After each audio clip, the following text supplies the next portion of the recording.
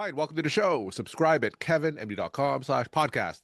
Today, we welcome Hamad Husainy. He's an emergency physician and physician executive. Today's Kevin MD article is AI and Healthcare Data Management, Curing the EHR Overload. Hamad, welcome to the show. Great to be here. Thanks for having me, Kevin. All right, so just tell us a little bit about your story, then we'll jump right into your Kevin MD article. Yeah, absolutely. Come from a family of physicians, a lot of head down, just seeing patients. And early on in medical school, realized that I sort of looked at medicine more holistically. And so became an emergency physician, practiced, led some teams. And during that time, started looking at sort of the things that we were doing inside of healthcare that really could be eliminated or potentially drove very little, if any, value. And so that sort of led me into a career of doing some things on the payer side to really understand well that side, and then now into technology to really see how it can drive quality and improve the lives that are providing the care every day. All right, your Kevin MD article talks about how AI specifically can help with healthcare data management. As everyone is listening knows, AI is really disrupting a lot of fields in medicine, but I'm interested in hearing your lens and your perspective. So just tell us a little bit about your article for those who didn't get a chance to read it. Sure. So, I mean, when we think about AI, I think there's a lot of tactics of being scared of, is it going to replace physicians? Is it going to replace the healthcare providers? But in reality, the step one and where we're at today, it's how can we take the things that really make our practice of medicine less exciting, less joyful, that are just sort of onerous and tasking of sorts, and how can we use AI to really get rid of some of those tasks? And this isn't like you go from 0 to 100. There's opportunities to really sort of over time, just do a little bit at a time to improve your AI literacy and to be able to drive value in your practice. Last thing I'll say is that, as a clinician, hour one of your shift is different than hour 10 of your shift. And so how do we better leverage technology and AI to reduce the absolute number of words that we have to read to be able to effectively take care of patients in a quality way?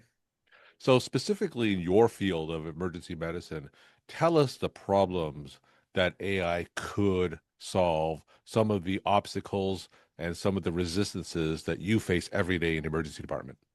So, I mean, by the time patients arrive to the emergency department, most patients have had some kind of visit or transfer or recent hospitalization or stay at a skilled nursing facility. And so we have all of these different inputs of significant data. And a lot of times they're multiple pages. They've got multiple different perspectives from a different specialty or a different, a nurse versus a home health provider or a physical therapist. And so you're trying to collate all of this to create a story. And oh, by the way, you have 15 minutes to do so. So today, what we're doing is really taking that data, having AI create a story for us, bringing all the different inputs. And so effectively creating a synopsis. So before I go see the patient, I can now have sort of a fighting chance to be able to understand where they're coming from, what the problem is, and what I can do about it now to really assist them. In the emergency department, I can only imagine that there are so many different EHR systems from patients who come from so many different systems. And it's not just hospital systems, but you said skilled nursing facilities, nursing homes, rehabilitation facilities, various outpatient clinics, and they all run on different systems, right? So sometimes if you can't read where they're coming from because your EHR is not connected to theirs, you're essentially flying blind, right? 100%. And I think it's only going to get worse because with the advent of AI and Claude and all these organizations that allow for the building of technology that's customized and things that can be done quicker and sooner, I think what the future looks like is not less groups that are providing these EHRs, it's going to be more. So it doesn't sound like the issue is too little data, but the data is just too fragmented, right? And whenever a patient comes to you and you have to just consolidate and just find where they're coming from, just give us a sense of how long that takes you typically. Yeah, I mean, I was actually talking with my mother just this week who went to the ER last week, and she was very upset because the doctor didn't know about her rheumatology appointment and her cardiology appointment and the care she's getting through her primary care doctor. And I asked her, I said, was it busy in the emergency room? She goes, there was people everywhere. And so the reality is when you look at national data, most ER doctors are seeing between 2.2 and 2.5 patients per hour as the primary clinician. And you think about that, that means that you at best have about 20 to 25 minutes to spend with each patient and be able to synthesize all of this data, have a really good understanding. And then remember, you can't walk out of that room without a plan. And so it's going from the beginning to the end, and this time frame is shortened. And so when you think about other aspects of healthcare, other specialties, and either other occupations, the time to decision making is a lot longer. And so being able to synthesize this data in a way that you feel good, you have a really good understanding of that patient's care or that patient's history, and then you can apply that to their care and then articulate that back to the patient. I think that's sort of the home run we're trying to hit. So let's get a little bit more granular. So when you say that AI can surface a lot of this data from different electronic medical records, so exactly what are we talking about? Just tell me about the process of an ideal workflow. Absolutely. So what we're talking about today is really working with electronic health records and creating connections between them to be able to pull information into the EHR when a patient is registered. And so this isn't a retrospective sort of review. This is a prospective opportunity to be able to change care. And so what we're talking about here is how do we build those bridges? How do we, improve interoperability in a way that we actually are bringing that data to the clinician's hands prior to them making all of these really expensive and often unnecessary decisions in caring for this patient? And so taking one level deeper, what we're talking about is, having that patient register, getting that patient's data pulled from their electronic health record, whether it's the skilled nursing facility, ambulatory, and then creating that synopsis in your native EHR that you're caring for that patient. Because the last thing we need is multiple different sign-ons and multiple different systems. That isn't solving for anything. So when things work the way they're supposed to, from your perspective as an emergency physician and a patient comes from somewhere outside your system, what kind of information are you giving that AI is synthesizing? So, for example, reason for transfer, you take a patient from a skilled nursing facility that comes to the ER, they've got 2, 3, 4 weeks of data. They've got ups and downs. They've had improvements and regressions. And now they come to the ED and maybe they have some base-like chronic problems that you may think are acute or not. You don't really know. And so being able to synthesize all the data, say, this is why we sent the patient to the hospital, the reason for transfer, being able to take a medication list. And oftentimes those medication lists have multiple duplications of the same medicine. And it takes time to try to figure out which one's active, which one's inactive. So being able to mitigate any kind of mistakes across the medications. And then the last thing is accuracy of data. So for example, being able to convey things like end of life, desires, post forms, and DNR orders if they're there.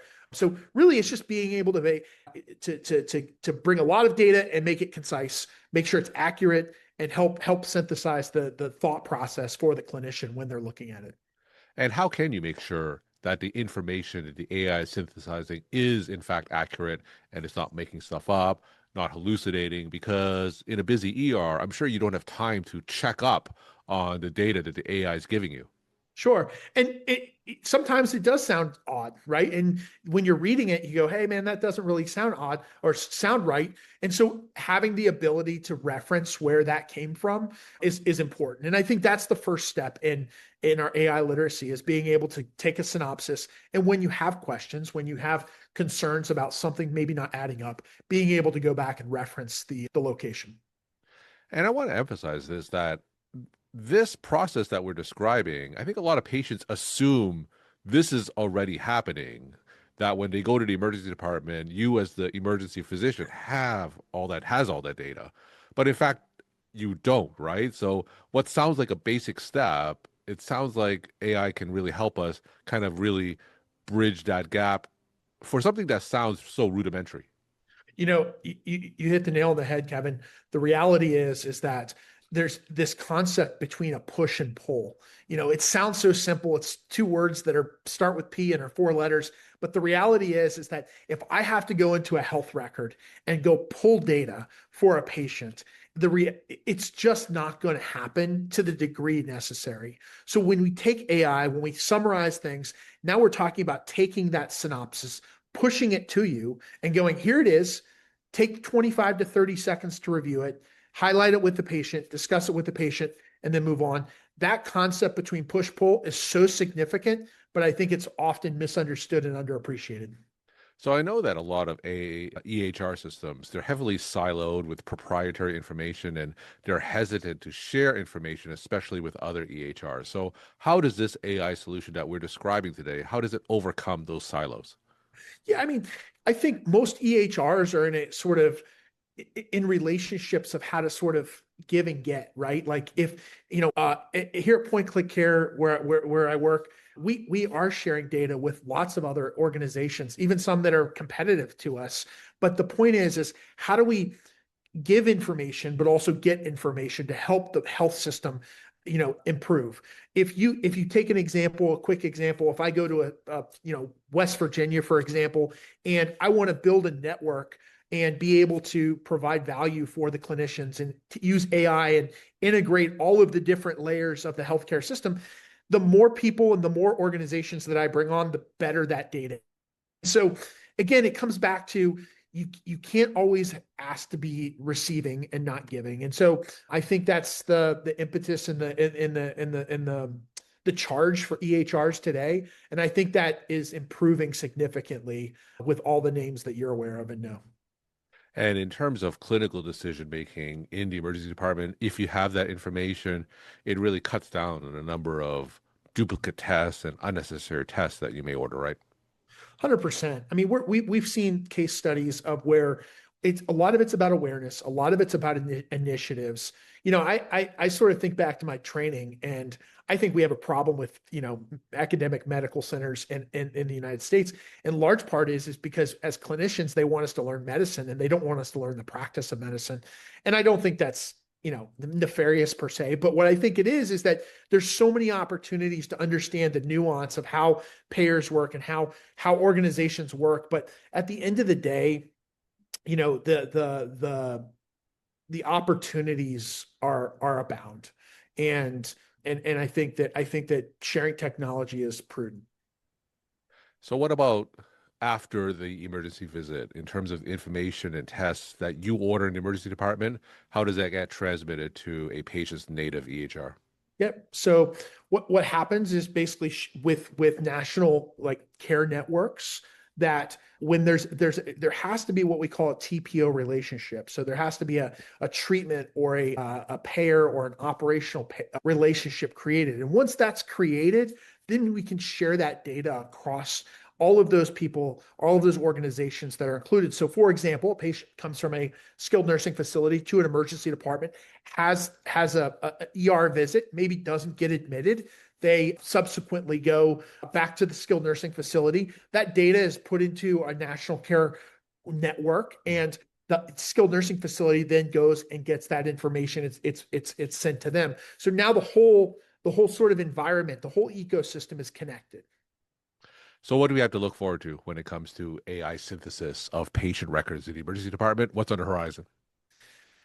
So I think there's opportunities at looking at trends. I think that's probably the next looking at the horizon, being able to look at the longitudinal care and longitudinal outcomes of patients. So, for example, being able to recognize that a 65-year-old female who presents with hip pain, 94% would get like a hip X-ray. So, being able to predict models in how care is delivered and recognize trends in healthcare. I think that's being able to synthesize many, many visits across emergency medicine and other specialties. And I think that's a future opportunity that a lot of us are investigating. We're talking to Hamad Husainy. He's an emergency physician and a physician executive. Today's Kevin MD article is AI and Healthcare Data Management, Curing the EHR Overload. Hamad, let's end with some take-home messages that you want to leave with the Kevin MD audience. Yeah, I think AI is here, and we all know it's here. I think there's it's a bit intimidating, and I would encourage any and all physicians to take their first step in because you really can't be completely an expert or literate until you take your first step, and you're going to see the growth and the opportunity in your practice for years ahead. Hamad, thank you so much for sharing your perspective and insight. And thanks again for coming on the show. Appreciate it, Kevin. Thank you.